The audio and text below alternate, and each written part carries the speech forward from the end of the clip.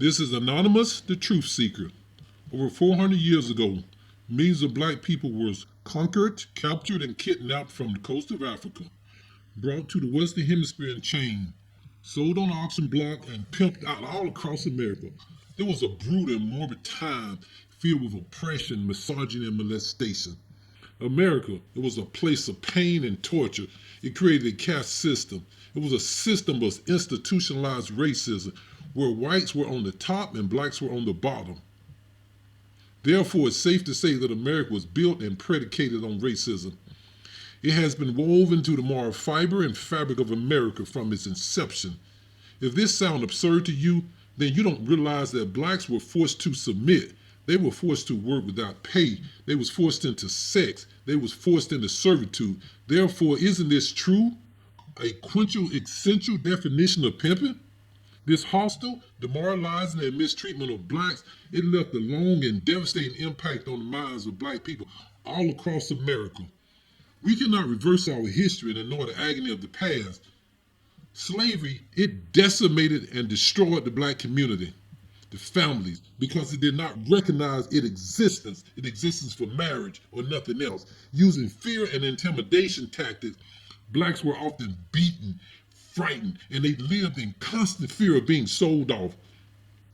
Years and years of living under those conditions caused stressful times. It led to generational trauma.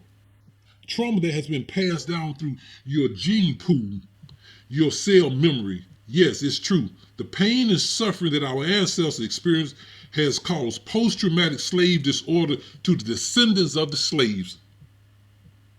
Today, blacks, we still suffer from the psychological effect of slavery. It has left a deep, damaging, and lasting effect on the minds of us today. We are gripped with fear and are afraid of what's going to happen to us. We allow our oppressors to prevent us from speaking up, which has led to a dependency and complacency. That's why we are not quick. That's why we are so quick today to forgive those that mistreat us. Thereby, it leaves black a victim of racism. It leaves us lost, confused, with no real identity. In order to reclaim ourselves, what we must do is we must relieve ourselves from the biblical principles of love thy neighbor. Jesus was no fool. He was a radical who challenged the system. Read your Bible. He was crucified for sedition. Therefore, by not standing up and fighting back, we are upholding white supremacy and not living by the philosophy of Jesus Christ.